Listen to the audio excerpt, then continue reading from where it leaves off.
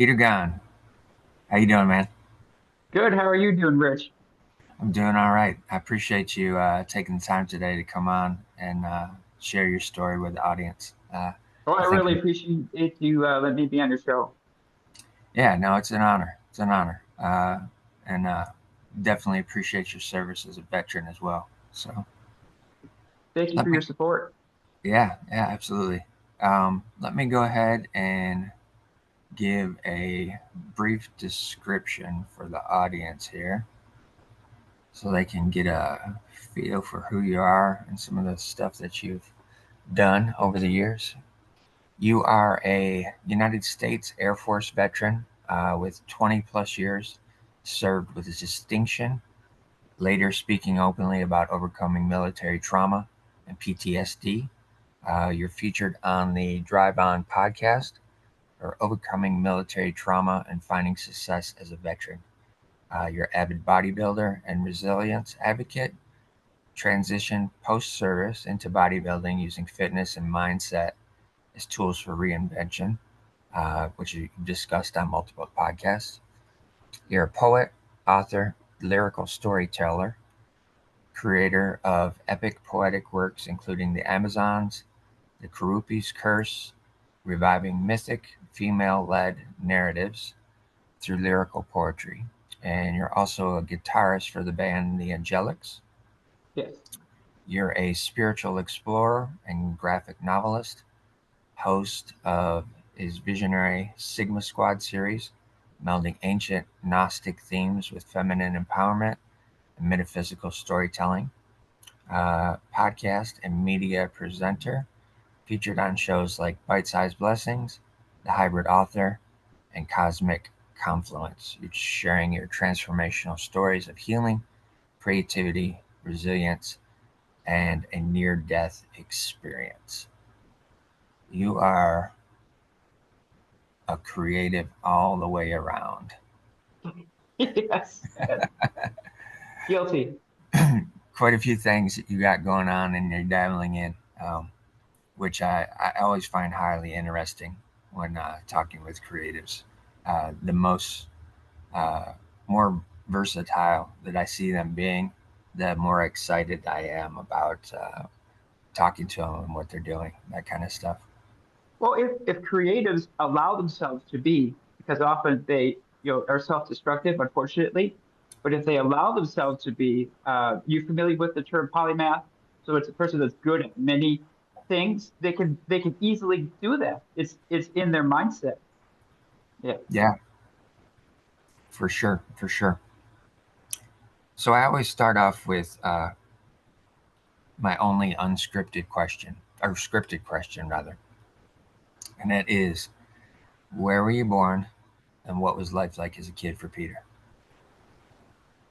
I was born in Wisconsin, at a suburb of Milwaukee called West Allis, November 6th, 1975. And what was life like? Well, I can't complain about my life. I mean, I lived in the suburbs for the most part, and except for the NDE, I had a normal childhood growing up. But things did change after my NDE as a child. And but I can honestly say I had a blessed childhood. A lot of people had it a lot worse than I did. Okay, okay. How was elementary school for you? Was it a scenario where you were one of the kids that was fully engaged, or did your creative mind have you kind of shy and off to the side? I always tested well in IQ tests, so I have an idea of what mine is at, and I know I'm capable. It's just that my imagination gets the best of me. So I'll be daydreaming, especially a lot as a kid. I'll be daydreaming a lot and not even paying attention to the teacher. Yeah. Right on, right on. Did that ever get you into trouble with the teachers, Oh or yeah, all the time. All because I wasn't paying attention. Wasn't paying attention. Yeah. okay, They like to hey, Peter, can you tell us what we just discussed? And I'm like, yeah. yeah, that's classic creative mind at that age. Did you have any siblings at all? I have one sister a little bit older than me, 1 year. Yeah. Okay, okay. And how was it growing up with her and having her just ahead of you in school? I mean, I'm not going to say we didn't fight as siblings. I mean, I guess you could say with a little Bart Simpson, perhaps. Okay, But I mean, we've grown to be best friends, and I love my sister, and I know she loves me, and we talk all the time, at least once a week. Yeah. nice, nice. How about parents? What type of work did your parents do while you were a kid? Well, for the most part, my mother was a stay-at-home mom. Okay, Um, but she had odd jobs now and then to try to bring in extra money. She was a very strong woman. You know, I often compare her to the character of Sarah Connor in The Terminator because she would come to blows with you if she felt, and she was that confrontive. She really was. Yeah, very okay. strong woman. How about dad? Dad was somewhat the opposite, very gentle. You had to go out of your way to piss him off. Yeah, and he would give his right arm if you needed. Yeah, Nice. Did they did your dad work in any kind of creative field at all? he was a trucker, over Trucker. the road Okay. trucker. Yeah, All yeah. right. And so I had an uncle that did that as well. So I understand what that lifestyle is like. Uh was it a bit disappointing for you not seeing him as often maybe around the house during the weeks? I think people are quick to blame a parent's absence for something that they see wrong with the child. Children are very adaptive. And I've Yeah, seen that in military children where they're constantly moved from place to place to place to place. But in retrospect, in hindsight, when you look back at that child, he's more developed than other children that stayed the same place. That right, children right. has had the opportunity to grow more.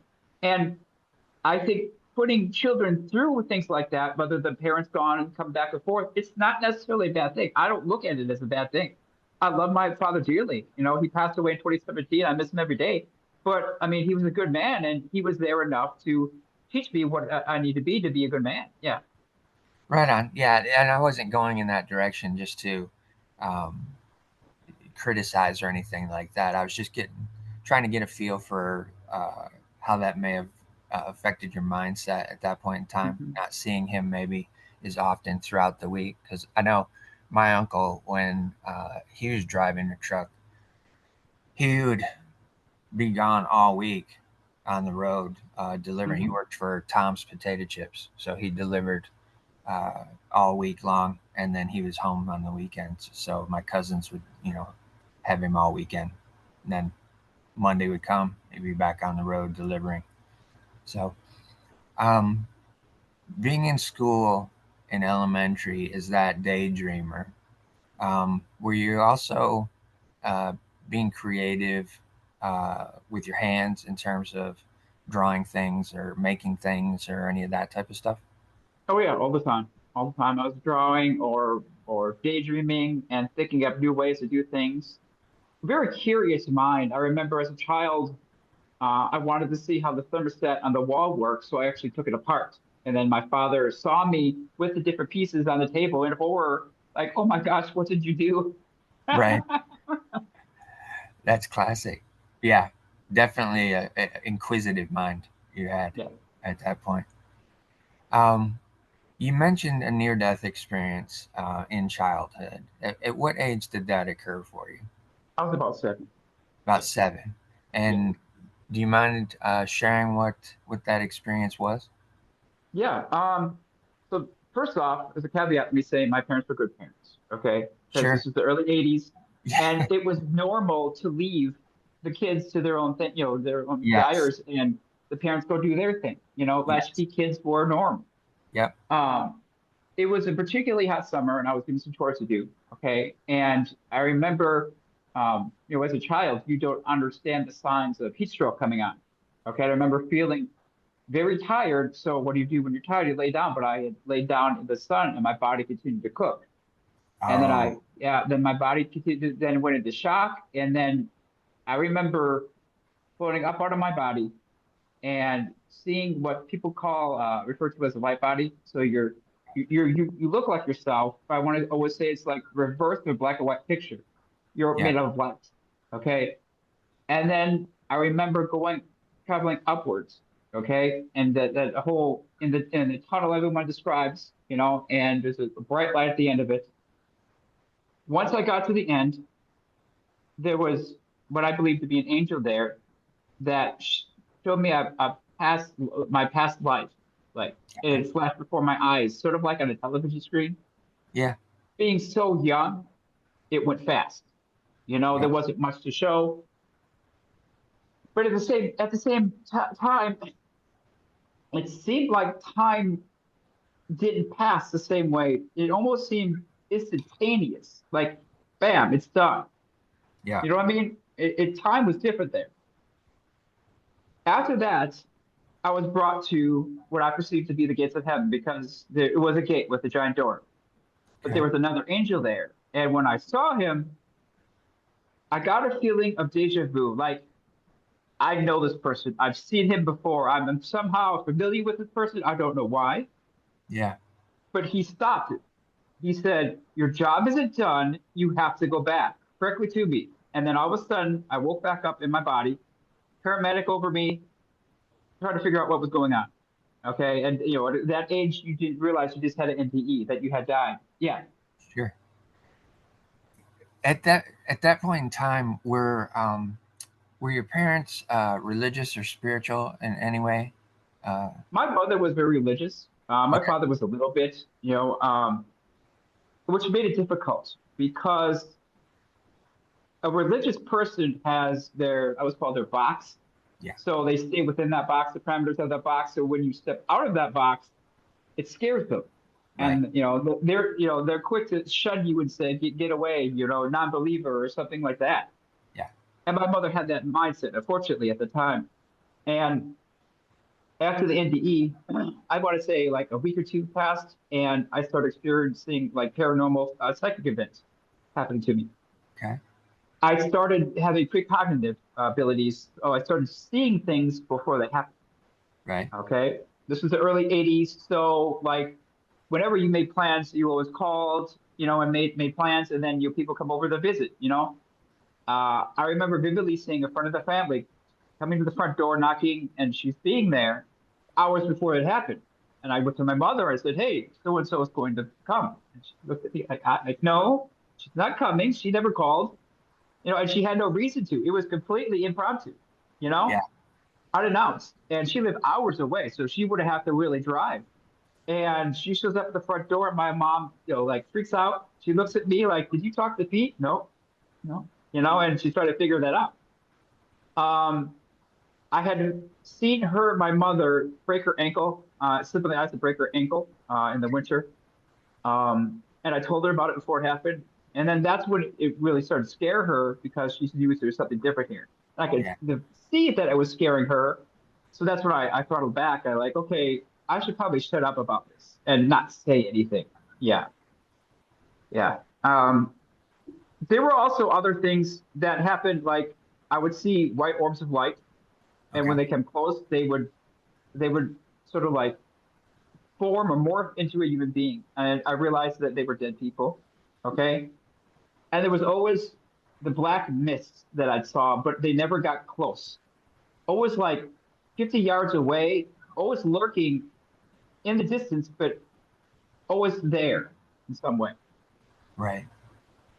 Yeah, I can relate to that. I've had similar scenarios of being able to have that perception as a kid as well, and then it went away for a while, and it's come back recently in my life. So I definitely understand what you're talking about, what you're saying, and how uh, that perspective from the parents can make them a little bit uneasy in terms Hmm. of that.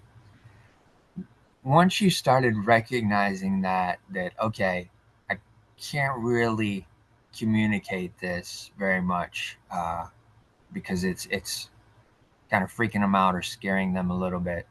Um, what did you do with that information internally in terms of moving forward with those perceptions? I mean, I was afraid. I was really scared as a kid. And I'd see them all the time. But eventually, I realized that they're not there to harm me, so it died down. but it Okay. took time. It took time. Yeah. Yeah, those perceptions, when you don't have any rational explanation for them from anyone around you, it's definitely a scary scenario, and you don't quite understand why that these beings are coming to you or hanging around or any of that type of stuff. Completely understand what you're talking about. In elementary school, did you, after the near death experience, did you start to um, do anything uh, different that allowed you to maybe um, disregard that, or was that something that stayed with you as a kid, and you were constantly trying to rethink about it, relive it, figure out what happened? Well, one thing, my precognitive abilities died out, and the other psychic events went away about puberty, Okay. little by little. But one thing that stayed with me is my ability to be an empath and also discernment. Yeah. So that after that, I immediately would see or feel, I should say, feel other people on the inside. And when you start doing that, you sort of like, whoa, like they're smiling and they want to shake my hand, but I don't want to go anywhere near this person. Yeah. Yeah, and you feel them, what they're like on the inside. So it isolated me a lot. It did. And I would self isolate as a child. Okay. Okay. And when you did self isolate, did you get into creative things to keep yourself Yes. busy? Yes, of course. Definitely. Yeah. Okay. So were you in that mindset of, okay, the outside world is being a little bit harsh to me, and I'm not really feeling comfortable here. Let me start creating my own worlds Yes. with your Yes. creativity.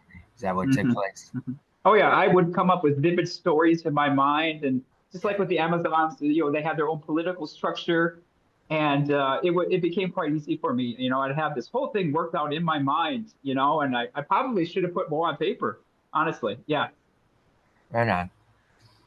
How about athletics? Were there any athletics put in front of you, or were you interested as a kid? I mean, the option was always there, um, but I didn't see the need for it as a child. Now, I will say I did deal with obesity, childhood obesity, at about 12 years old. Okay. And I'm only 5'3".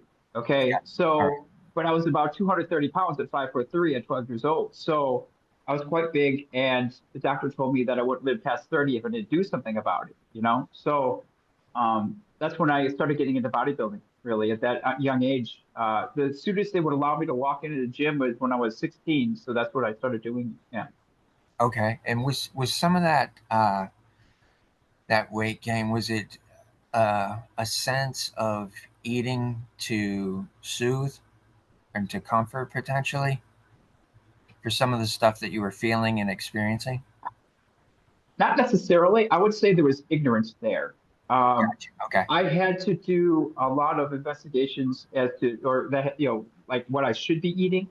Uh huh. So you take the books that have no pictures and have the layer dots on them at the library, based on science fact, and start reading about them. Um, and I had to educate myself as to what was going on and why I was doing what I was doing. I just needed to educate myself more on nutrition, really. Okay. Gotcha. All right. Going into middle school at that age as well, and being at that weight, did that give you a sense of more discomfort, more feeling as an outsider, or did you have some friends that you were able to connect with that kind of allowed that to ease into middle school for you? I had some friends that didn't mind it. If they always know you as the fat guy, they accept you as the fat guy. Yeah, So it's one of those things. But there again, me being an empath, I was very selective about who I let near me or for who I sure. would call a friend. Yeah. Yeah, right on. The experiences of middle school is a kind of a drastic change from elementary. It's a leveling up. A lot of times, kids experience that as something that's new, a bit overwhelming because a lot of times you end up starting incorporating a lot more students into the mix as well. How how was your grades at that point in time in terms of still being not really wanting to pay attention and a daydreamer, but now you're put in a Well, different situation? I was put through private schools and homeschooling up until middle school when I actually had to sort of beg my parents to put me. It's like, hey, put me in middle school. I want to see what it's like. You Okay, know, okay, I was curious. My grades were never stellar because I didn't pay attention and I didn't really care per se. I'll fully admit that. I mean, I knew that this grade that I'm getting is not going to stop me from excelling in life. I mean, it seemed ridiculous. It seemed, they were trying to instill fear into you to get you to comply. I saw it for that. yeah. That's a very interesting mindset at that age, and it's amazing from my perspective that you were able to think that way, and had that intuition and understanding that the grades are not going to stop me, whether I make them fantastic grades or I don't make any grades. It's not going to Mhm. stop me from moving forward. That's fantastic. I often remember that story about Henry Ford the first Yeah, when they found out that he never went to college. The shareholders, so they were appalled, like, oh my gosh, and they sent a team into his office and started questioning him. But every question, he got an engineer, another engineer, and he got his questions answered by other people. So right. he could effectively do his job. Just like we have Google. We can Yeah, Google anything we need to know right now. Yeah. yeah, exactly. Yeah, that's a fantastic story, especially with me being here in Detroit and Fort Yeah. being one of the big Hmm. three. We've known quite a bit of history around that, and it's amazing too when when you see someone like that who becomes so successful, and then you find out, wait, you didn't they didn't go to college, they just went straight into entrepreneurship and creating and developing.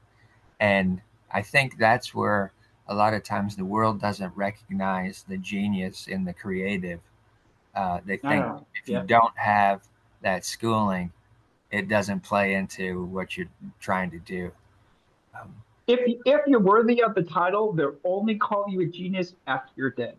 exactly, for sure. A lot of times that is the case. That is the case. All right. So the parents went ahead and let you go into a public school at that point in Mhm. time. And what was your sense of what that felt like? Was it surprising to you, or did you feel like, okay, this is where I think I should be versus the homeschooling and the private school scenario? In a way, I looked at it as sort of like I was going to a zoo and I observed. I didn't interact, I Yeah, observed, I paid attention, and it was actually sort of fun for me yeah. because I was able to see what others were like for the first time and acting like that. Yeah, yeah, it was actually fun. I enjoyed it. Okay, cool. Yeah, that's one thing that I know for sure as an empath as well.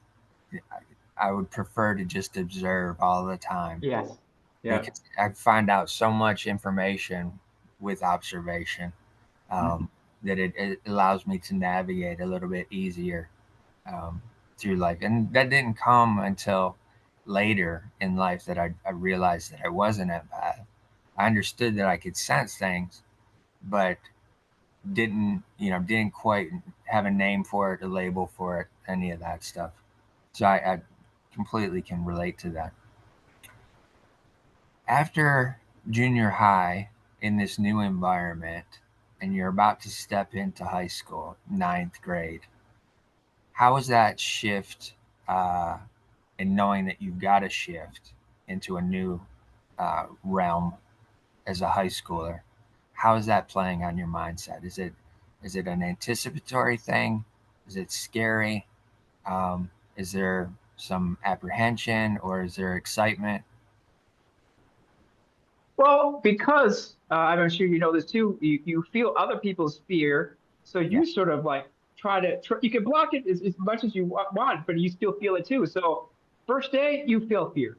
It's all around you, and you feel sadness, you feel all the emotions, and of everybody else. It sort of sucks because you're just like a sponge, Yeah, and it's difficult to shrug off. It's difficult to shrug off. So it took some adjustment. Yeah, yeah. got you. Did and you said at 12 you started looking into weights and stuff, but didn't really get into the gym area until about 16, which Mhm. that's roughly your sophomore, junior year? Sophomore. Yeah. Sophomore? Okay.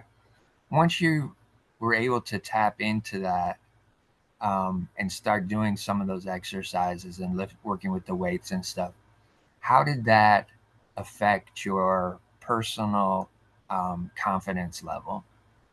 Oh, it went up dramatically, especially when I lost the weight. Everyone was so shocked. Like I had an old aunt that I loved dearly, and I remember going over to her house for dinner once, and she hadn't seen me since I was way younger. So she saw me when I was fat now, and she just spoke her mind, said, "Oh my gosh, what the F happened to you? You look like shit." And, I'm like shocked that she said that, but like, okay, yeah, maybe I do need to do something about it, And then when she saw me again, and like, it felt nice, knowing that she could see me, that I'd taken off the weight, I'd done something about it. Yeah.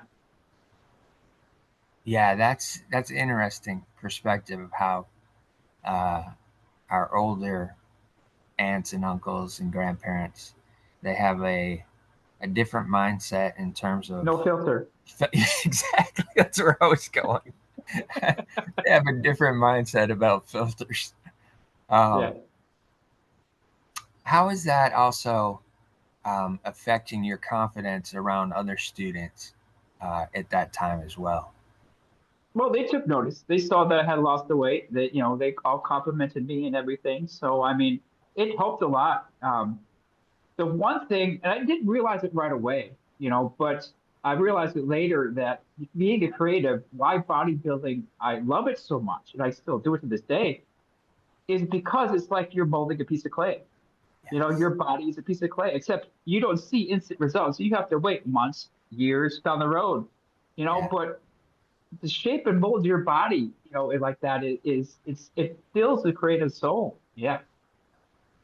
Yeah, it's definitely sculpting. And sculpting the human body is definitely something that is, especially somebody who can draw and create that way, even if they're working in clay as well. The understanding of being able to shape something that's in your mind Mhm. into a physical form is, it brings such enthusiasm, brings joy, because you're able to see that reality take shape. Um, Yeah. so it's definitely an advantage of being able to recognize those things. Did being in the gym, did that entice you to any other types of athletic type stuff, or was it just you were just focused on that sculpting part? It encouraged me to go into a couple of bodybuilding competitions to see Okay, how I place, to see how I do, just out of curiosity. sure. You know, um, the first one was just after high school, and it's just sort of a funny story. Um, there was a young lady there in the audience that was, of course, she was a little intoxicated, and she was, catcalling, I guess you could say, all the men up in there and Yeah, on stage. And she had gotten backstage with the guys, and we're walking around in our underwear, of course. And she's putting her hands all over me, and I recognized her right away from high school. And like, I'm like, wait a minute, you don't recognize me, do you? I found, and then I said something rather nasty to her, but it was almost like payback in a way. It was justification for all that work in the gym. Yeah, because it's funny how people that there's a lot of late bloomers. People that didn't bloom in high school usually bloom later in life, and the ones that bloom in high school don't wind up so well, in their 30s, 40s. Yeah. for sure. Yeah, that definitely is a scenario that plays out across. society. Did when you had your eye on doing these competitions, um, just after high school, if we look back at your senior year of high school, are you thinking of the potential of doing anything creative after high school, or are you thinking I'm going to go and do these bodybuilding competitions, and I think that's going to be my direction that I move in? Well, in my creativity, I also liked mechanical things and also improving mechanical things, making them Okay, bigger, making them better. Um, so I went into mechanics and I started going into doing that. So I started out doing oil changes and stuff like that. Started to work my way up the ranks, and I rather enjoyed it. Yeah. okay. And did you do that at all, like as a side job, as a sophomore, junior, or did that still come in? Not a job per se. I was always every weekend when my father was home, I was always in the garage working with him. Okay, We were both doing working together or doing something, some sort of project all the time. Yeah. gotcha. Okay, so the weekends definitely was the time that you were able to connect with dad and get Yeah. that experience of being around him and some of his knowledge. Yeah, definitely. Okay, okay, that's good. That's very good. Um, so then you didn't. There was no aspirations of going off to college at that point in time. No, I felt it was a waste of time. I Okay. really did. When people, I'm sure you know this, when people tell you, hey, you need to do this, or hey, this is important for the rest of your life, and you feel the emotion, you feel their fear, they're Yeah. coming at you with fear, Yeah. like, right away, okay, I'm going to do 180 and not do what they say because they're coming at me with fear, not out of goodness in their hearts. Yeah. Yeah. For sure. They try to put their um, parameters on you of what they think you should be doing versus what may be best for you in terms of things that they're not really paying attention to. Besides, I'd probably daydream my way through college too. Uh, that's great. Did you have grandparents at all that had any kind of creativity flowing through them? I didn't really know them that much. I met them when I was smaller. They died early, Okay, unfortunately.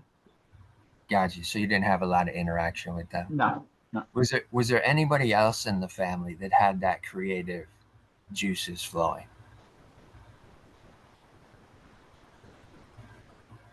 Not that I could think of. I mean, there were some that did some creative stuff, but not to the extent like I do it. No. Okay, all right. That's what I wanted to get because I find it very fascinating within a creative when it's kind of like they're the enigma in the family, that they're the ones that get all the creativity and all those ideas are flowing through them. But the external relatives and cousins and different relatives don't have any of that at all. So they don't have an external experience to be able to compare it to. Well, I think a lot of it's linked to my NDE because a lot of my stuff, my writing, the songs, I'm like a conduit for the other realm. So it's not necessarily me; it's me just writing down what they tell me to write. Yeah, Okay.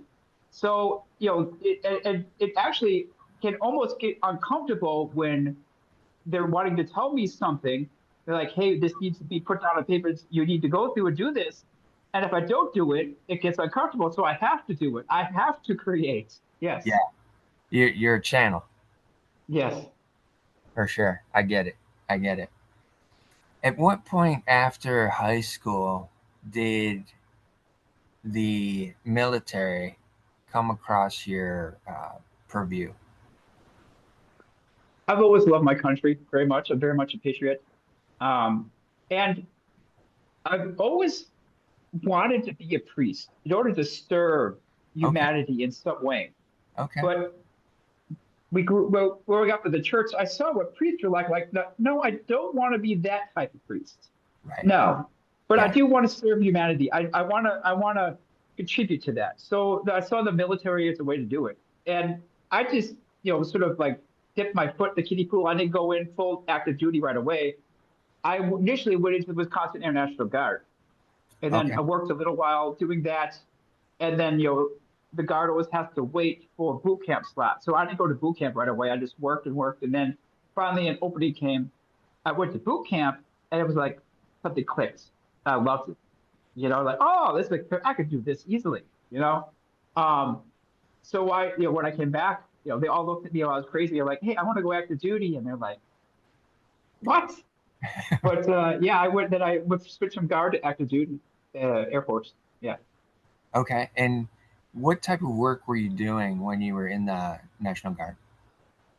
Well, everybody has to take an ASVAB or aptitude test or like an IQ test, Yeah. and I scored rather high on it. So that because I remember the recruiter called me an asshole, like you scored even higher than me, and threw the entire book at me, and like, here, take your job. So I've always liked electronics, Okay. so I something that allowed me to explore that. I'm what would be considered an electrician on fighter jets. Okay. Yeah. Very interesting. Very interesting. That mind of seeing how things connect and move together. That's very interesting. Um, when you got the opportunity to go to boot camp, and you realize that yes, this is what I like to do. I want to pursue this further. How was um, the life around other military personnel at that point in time? Was it a situation where it was like, okay, this guy's one of us, let's bring him in, a lot of camaraderie, or were you still kind of testing the waters with every individual because of that empathy that you had? No, I had no problem with being of service to American people. So doing my duty, doing what I needed to do, and doing it effectively. I mean, I'm often been my entire career was told I'm more professional than anybody they've ever met because I'll show up earlier, go home later, and I keep working and I don't sit around and BS. Yeah, Um, I'm a very focused person, and that's been an advantage to me because then I'm able to create more because I'm so focused. nice, nice. Did Were you electrical engineer for most of your career or all of your career? All And my then career, yeah. all your Mhm. career. Okay. Yeah. And were there situations where at different points in times you um, got promoted into Yes. different things? Mhm. What were Mhm. those? Well, you make rank eventually in the Air Force. Yeah. Okay. And what were those things? Uh, what were the parameters around those things that you were noticed for, and how did that make you feel in terms of being elevated? Well, I made there's certain people that they're allowed to get their next stripe 6 months earlier. Like they call it like from E3 to E4 is a BTC below the zone. Yep. And I had gotten that, and I found that it's justification for all my hard work. Granted though they had a little fun at my expense, which you do in the military because I was out there on the flight line and um, my boss told me that, hey, the commander wants to talk to you. He's all pissed off at you about something you did on his jet. Of course, I freaked out, went over to his jet, and then he put the new rank on me. I'm like, oh my gosh. Nice. So they're just playing. Yes, yes. Hazing is part of military life and having fun. Yes. Yeah, that's fantastic. That's fantastic. Especially in those types of situations where it's you think you're about to get in trouble for something and Yeah. then it turns into an accolade. That's very cool. At any point in that structure of being in that environment, did you have to go into combat at all? Yes, I was trained into what is called as an air advisor, which is someone that can operate independently of any outside organizations and do what he needs to do, and then get Oh, in and wow. get out. Okay. Okay. Wow. I had to go attend training and specialized training, I should say, very specialized training, and I went to Afghanistan. Okay. Yeah. Okay. And within that training structure, could you just talk about that a little bit so we get a perspective of what that Well, internship basically, was they like? go through everything you need to know to operate by yourself. And that also means land navigation, hand-to-hand combat, arms training, local dialect and languages, et cetera, et cetera, et cetera. Yeah. The reason I wanted to get some of that information is because I'm one of the things that I'm seeing within your storyline is a mental acumen that is above most, and I'm seeing that as an asset that you have. And so I just wanted to give the audience some perspective on that in terms of what that entailed, especially being somebody who can be autonomous, just operate on their own, and being in these different situations. With doing that, after that training, did you have any instances where it was like, oh man, I don't know that I'm going to be able to get out of this? Were there any of those types of situations that popped up? In Afghanistan, I had an interpreter with me, and I basically walked the same path every day. I walked back and forth on it. And that day, there was a small incident that had kept me longer at the destination than I had wanted. And then all of a sudden, a mortar round went off right where would have been walking. Oh And my, I'm like, wow, okay, I could be dead right now, and it took me aback. It made me think a lot about life and what am I doing and should I stay in? And yeah, anyone would have thought, questioned their motives at that point. Yeah. did did any of those thoughts take you back to that near death experience as a kid as Yeah. well? Yeah. Yeah. Okay. Mhm. How did that play into knowing at that point in time as a kid that you were told it's not your time yet? You've got to go back. Well, what it did was it woke me up to like, hey, I need to start doing things for me, not for the American people. So shortly after that, I transitioned from active duty to the reserves, and then I spent the rest of my time in the reserves, and then retired from there. Okay. And during that time, are you able to experience or express any of your creativity as well? Or was it just Uh, focused on military stuff? That's all. well, you'd be surprised.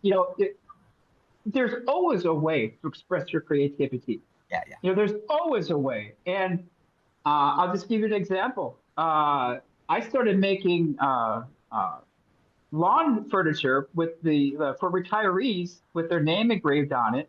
I'd hand cut all the pieces of wood individually, and it started to catch on. People started asking and actually like handing me cash. They're like, "Hey, can you make one for me? Here, it's the money."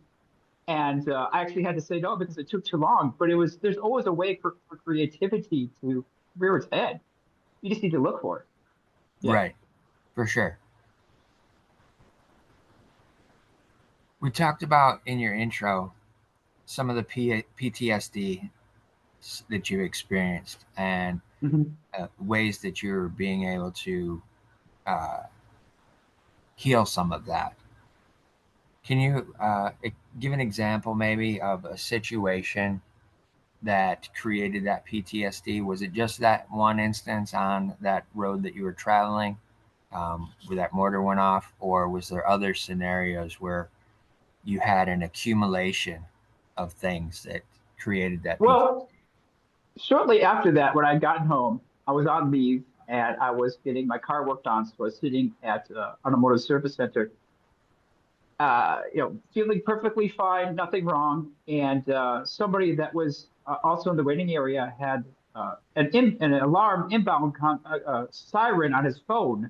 Okay, like the Okay. military has for when there's incoming, and it went off, and it triggered something in me involuntarily, and all of a sudden my heart started racing. I started freaking out, Oh, and I wow. had to go outside to collect myself. I had trouble breathing. Yeah.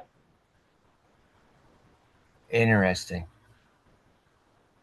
Once you got in that space where you could take over what was happening for you, what were some of the things that you did in that moment to get your composure back and realize I'm not at war. I'm here on the homeland, and I'm just at a service department.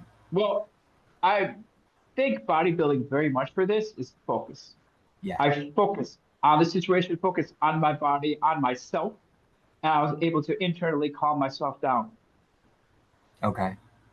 And has that been something that you've continued to implement across lifetime? Well, I started daily meditation, shortly after that to deal with it. Got you. Got you. Being back home and just being in the reserves, are you doing something that is in a creative field for a job when you're not having to go off to do your reserve duty? Well, like I said, there's always ways to be creative. Um, I was trading, I'm going to say overseas clients, okay, not non-American, as a contractor, and um, they're given very shoddy, we say uniforms, clothing, accoutrements, things like that. They're bottom of the barrel, especially they're enlisted.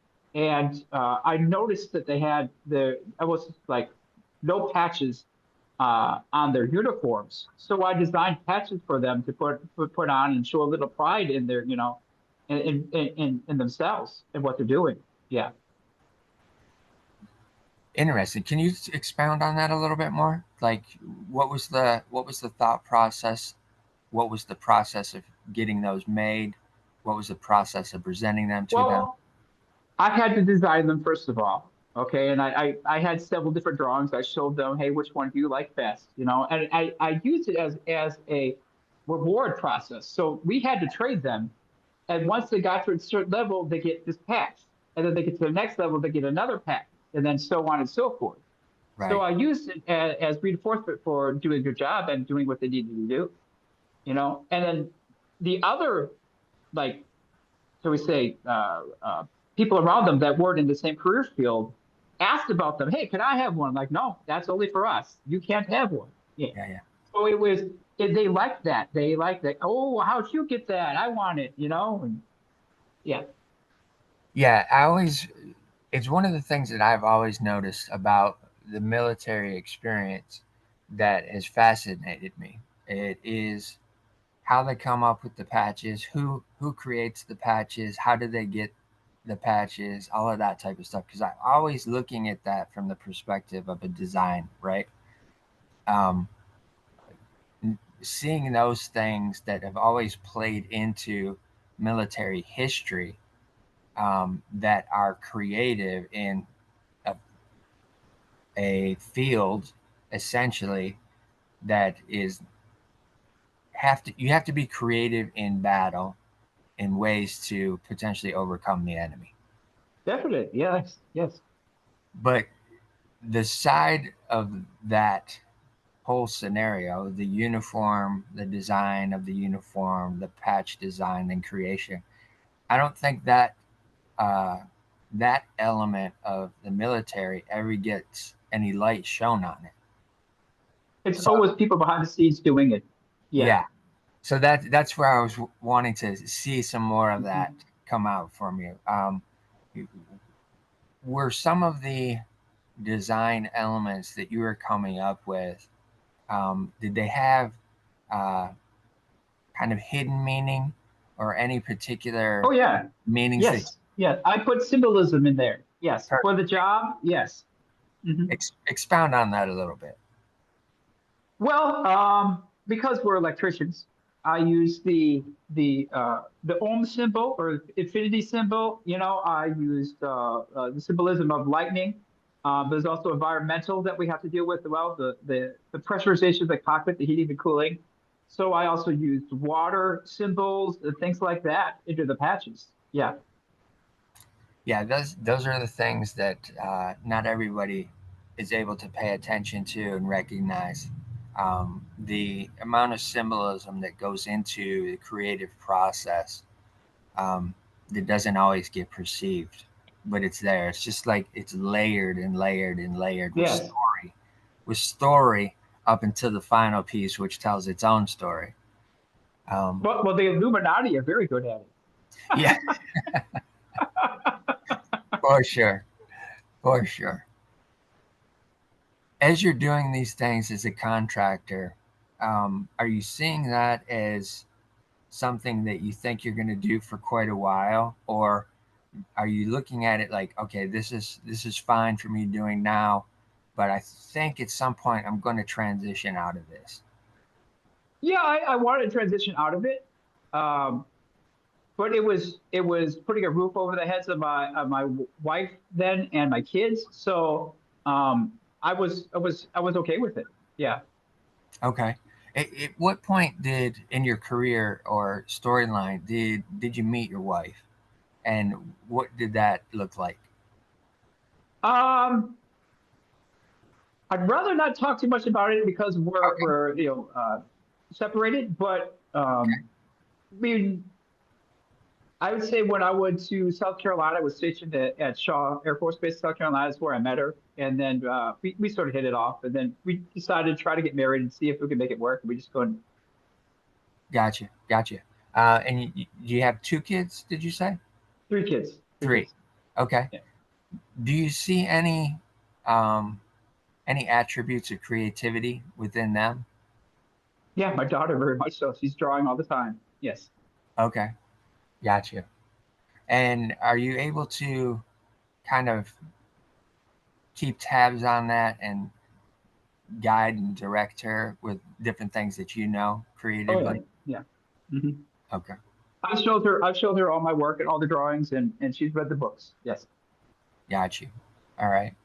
Um, at what point do you start creating these graphic novels and these storylines?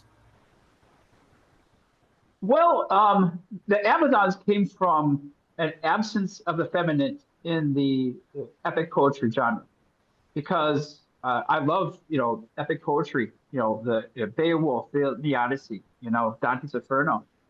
And I hadn't really thought about it until I had a daughter because I wanted my daughter to read them too. But like, why would a young girl want to read these? It's all male dominated. Of course, a man's going to want to hear about Beowulf, but a woman might not care. So I'm like, why hasn't anybody written anything about it? So that's one of the reasons why I did it. Yeah. Okay. And based off of that, what was your mindset in terms of creating that world? Well, I knew that I needed to bring humanity into it, number one, but I needed a character that was almost like a superhero, someone a young girl could look up to, that could go toe to toe with Superman per se. Okay, that she could look up to and idolize, but also someone that was very flawed and had to deal with real human issues. I could add real human issues and scenarios into the book, and this so young women could see how they deal with them. Just like with Lynn, when her mother was killed. Women often find themselves being pushed into the matriarch position, without even knowing about it. Suddenly, their grandmother, mother dies. Right. Do What was the inspiration that you were drawing from to be able to create these worlds? There's so much um, hidden mysteries in the Amazon and also in the ancient stories about the Amazon itself. I correlated to. I call it pulling a Dan Brown. So I took actual facts and then added myth. Okay, there are legit. 10-foot skeletons that they found in the Amazon. They just don't like to talk about them. Those are the things that get brushed under the carpet. The Amazon is so dense. So, the forest is so dense. There could legitimately be a civilization of people living there and you wouldn't know about Right. it. Okay. Yeah. So, and there's ancient myths about them, the Amazons all the time, but not only in the Amazon, but in China, in Africa, they're all over the world. It was the best way I can describe it is sort of like a Spartan society, but female dominated. Right. Right. And with these graphic novels that you're creating, are you doing the writing of them and the illustration, or Well, one thing when you're going to set up and decide to become an entrepreneur is you realize you can't do everything yourself. Okay. right? Um, when it comes down to it, I'm probably going to have had my hand on about 25% of the stories, like in the graphic novel. So I've done about 25% of the pictures myself, but I've had to hire out some help in order to help me finish it. Okay. And how did you find those other individuals? I use websites like Upwork.com, and it helps you connect and find people that are in your mindset. You'll create other creatives that will be willing to help you. You just gotta decide on payment and come to an agreement.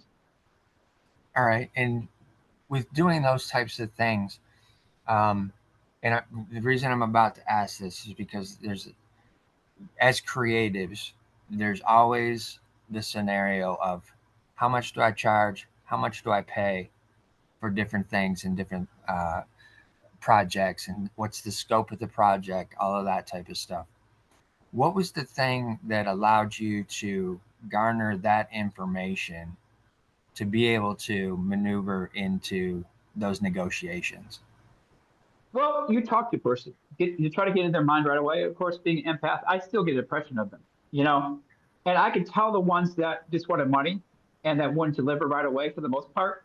So I said, no, thank you, and I passed on them and I kept, sometimes it took months, 6 months, 9 months before you have a job out there and before it gets filled and you'd be willing to wait. Right, right. Okay. Um, so there wasn't any kind of courses or anything like that that helped you out. It was just all intuitive All experience. intuitive. Yeah. Yeah. Okay. Did music come into play anytime throughout high school, after high school, into the military? That was another side of your creativity that allowed you to maneuver through. Well, I was always inspired by like the old 80s group Whitesnake. If you actually like read their lyrics, Yeah, which is just the same the song, it's actual poetry, yeah. and that's one thing that David Coverdale's songs inspired me to become a poet, and it's one of my big influences from him. Okay. And how about actually playing the instruments? I dabbled a little bit, but I never got serious into it till about 5 years ago when I started like, okay, I'm gonna start getting into it, and then I practice every day, basically. Okay. And once you started getting into it, did you feel that you wanted to get into a band, or did you feel you're just doing it for yourself? What was the Well, thought there? it was very unintentional. What I had done was I had written music for the Amazons. I wanted like right now I've had about 30 voice actors I've hired. And I have my producer slash director, Andrea Giordani, who is also a very talented voice actress herself. And she's helping me by putting together and rewrapping the audiobook. So we're making it like like you're listening to a movie. There's going to be sounds and sound effects and voices and everything. And I figured, why not make a soundtrack as well? And then Right. this is how the whole thing started. It was a small little ball that I rolled down a hill and it grew into a giant snowball, and it's massive now because the feedback I've gotten from the songs is just amazing, and people are excited for the first album. But what had happened was I there again had to go to Upwork and start. I mean, I found Andrea. She was on Upwork. We did a project together. Um, And then I found the rest of the guys on Upwork as well. And then there were people I had said, no, thank you. Or you could tell that it's just for the money and not delivering, and they saw my ability to put out song after song after song after song. Like it sort of comes easy to me. I hate to say it, but it does.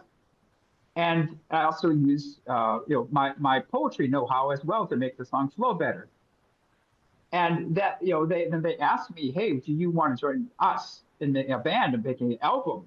I'm like, okay, sure. So that's what we decided to do. Yeah.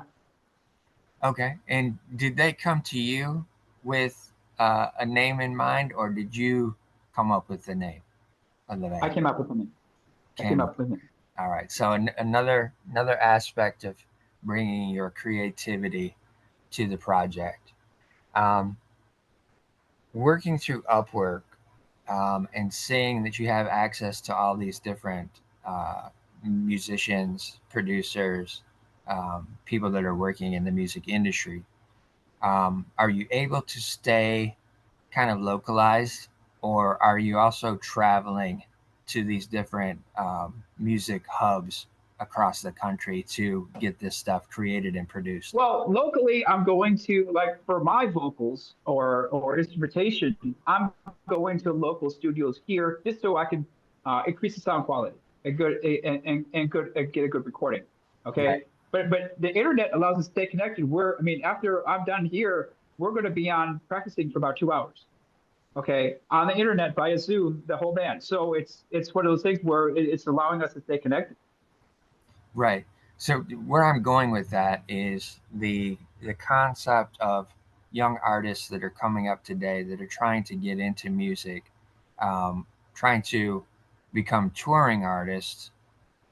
What I'm trying to present is another opportunity of where they can take their creativity and amplify it in another genre outside of just the music industry. So the path that you're taking is not necessarily a path that has been a standard across the No, years, going back to the 80s, of how the music industry worked and operated. But because of technology, the internet, the ability to connect is a whole lot easier. mhm. And there's a whole lot of opportunity at this point in time in history where you don't necessarily have to rely on a record label to get your music out there.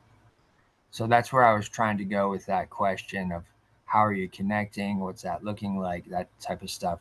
Because I want the audience that may be young creatives, young musicians, young songwriters, young poets, even the opportunity for somebody who's doing poetry to look at that from a songwriter's perspective as well, and how that can transition and the possibilities of that. Are you able to speak on that just a little bit more so that the Well, audience I can would get a say perspective? make a profile on Upwork right now. Don't delay and start go scrolling and going through everybody, and have an idea in mind, have a concept in mind of what you want to do, and be willing to put some of your money that you have available. Whether instead of buying a video game or the latest, latest greatest mod for your car, go put it into Upwork and start networking with people and be willing to invest it back into yourself as a creative. That's the only way you're going to grow. Yeah, for sure. How is the spirituality of what you experienced early on as a kid?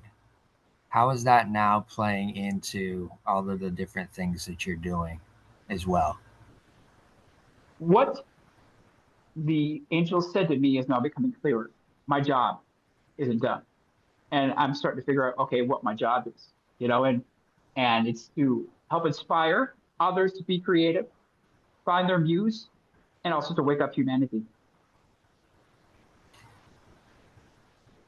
Outside of the creative that you're doing and moving in that direction, are there any other avenues where you're um, looking at to further that mission that you have in mind? Yeah, definitely. I'm going to try to go international with the Sigma Squad series. It's going to be very taboo, but it's going to show what's going on behind the scenes in today's world in a format that Joe Sixpack would be willing to look at and understand. Versus, people don't like being preached to, and that's what a lot of other people start doing when they're telling them this stuff, and they need to stop it. But if you propose it in the realm of a story, then we're willing to look at it. Right. Picture book, things like that. Right. And what is expound on what the premise is behind that storyline and how that's going to roll out. Well, if you ever read the Gnostic Gospels, like the Pistis Sophia, there's some truths in there that hold very true today. You ever notice how like, you ever see someone do something so horrible, but ask yourself, are they human? How could a Right. human person do this? Yeah. And they talk about different levels of humanity. And it made me realize that this needs to be expounded upon. This needs to be brought out. Like, yes, there are different levels of humanity, which also correlate to the map of consciousness. Like if have you ever read Power versus Force by Dr. Hawkins, Yeah. you understand what I'm talking about. You Absolutely. know, um, it's one of those things where people need to realize where other people are on that map of consciousness. So if someone that's at the lower level, if someone wrongs them, they're going to want revenge right away. They're going to want to fight back. They're going to want to maybe go above and beyond and kill them. But someone that's higher up is going to speak a completely different language, and they're like, for the other cheek, walk away and announce it, or wish them good, wish them their best, and pray for them. And there's two different languages there. There's two different actions, and you need to understand that. Yeah, and then they talked about in the Gnostic Gospels how there's different levels of humanity. Like at the top, there's what they talked about are aeons, or they hypothesized that there were angels that were an angel that was split in half, one male, one female, and then brought to earth due to God's word. Yeah. And so how are you incorporating that into story and shifting into a mindset of being able to present that in a palette that might be more acceptable than that dogmatic approach? Well, I'm taking the approach of the superhero. So we have two aeons or angels that were sent to earth for a special purpose, which was to assassinate and kill the members of the deep state one by one. Okay. So, but they're also human. So they can't be killed, they can't be shot, but at the same genre, they're also superheroes. So they have abilities that let me say save their lives a lot of times. Yeah. Okay. And how is the audience going to be able to see the good, the bad, the ugly, all of those types of things through that storyline? Well, I'm probably going to sell it initially on the indie market where there's no restriction. So I could put in all the worst stuff in there, and Right. then I'll see how it is on the market. And then I'll probably have to give a restricted version to the American market, unfortunately. Yeah. Gotcha. And from that perspective too, can you give some example to the audience in terms of why that needs to be done versus the controlled scenario of just working with a traditional publisher? Because a traditional publisher has people that sign their paychecks, and the people that sign their paychecks have an agenda. So Right. whether it's all the way up at the corporate level, so indirectly a conglomerate owns them and says you do A, B, and C, or even at a lower level, where the manager in the office has an agenda. So when you take out the agenda, uh, you can tell the truth. Right. And where I was going with that question is that, again, the fact that where technology is today, you don't always have to rely on a big publishing house No. to put out content. You can self produce this stuff yourself. You can set up your own publishing on your Mm-hmm. own.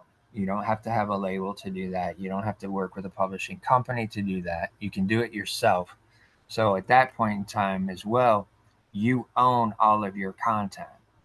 And I think that's a key thing that young creatives, people that are trying to step into this, they don't get that perspective on, of being able to own your content, because that essentially is how the record label, how the publishing house, how they keep everything under their control, and they get to dictate what goes out, Yeah, when it goes out, what kind of time frame it takes for it to go out, all those things, which essentially stunt the creative it and, does. It and does. cause that internal struggle, that excitement that they had making this project and this piece. It's a damper. Hmm. So I just want the audience, that whoever is able to hear this, to understand that there are ways to be able to own all your content, to get it out to an audience, to produce it and have full control of when it goes out, how it goes out, and gives you the ability to be as real as you want to be. Yeah. With these things that you've got going on, do you have a long-term vision of what this is going to look like, or is it just kind of a short term, and then based off of what the feedback is, then it's going to go further? Well, I'm a firm believer in taking the path of faith, but the Okay. path of faith um, is not only scary, because I often say it's a rickety rope bridge, cross a chasm, and you can't see the other side. Right. So I don't know where this is going right now. I'm taking the path of faith. Okay, I'm being guided to do this, and I'm going to do it, and we'll see what happens and where it goes. If I can save just one person, I've changed one mind, worth it. It's worth it. Right. That's a beautiful thing from the perspective of your whole storyline of experiencing that instance where you almost died, the message that you got during that point in time, and then how that's played out across as well. That line that has stayed consistent through that. The other element that I'm seeing as well is that discipline that you learned in the gym, and that focus that allowed you to physically change your shape and body, is again carrying you through these different parts of your life. And those two components in and of themselves can build a foundation to give you the opportunity to be able to walk in that faith, right? Because you have an internal understanding Mm-hmm. of what's going on within yourself, so you have that confidence that's built up. One, Us empaths live in our own worlds, very much so. yeah, yeah. With that information, can you expound on that a little bit more from your perspective for the audience, based off of what I just said? Well, I mean, I'm guided by a higher power. Okay, I because if you look at it analytically with a their left brain and did the math, people would not only stop what I and not do what I'm doing, but they think I'm crazy. Yeah. And there are people that like us creatives that are saying, no, I'm still going to do it. I am still going to push forward to do it. I don't care about that because, whenever you bring in fear to it, there's the control. There's the control. There's the fear. They keep you down. They keep you down. You have to push past it. Whenever you feel fear, keep going. You're right there on the cusp. Keep pushing through. Don't let it stop you. Did some of that creativity allow you to move past through some of that PTSD as well, and develop that resilience within yourself? Or do you still experience a little bit that based on certain triggers at all? As long as I take care of myself, watch my diet, okay, it's in check.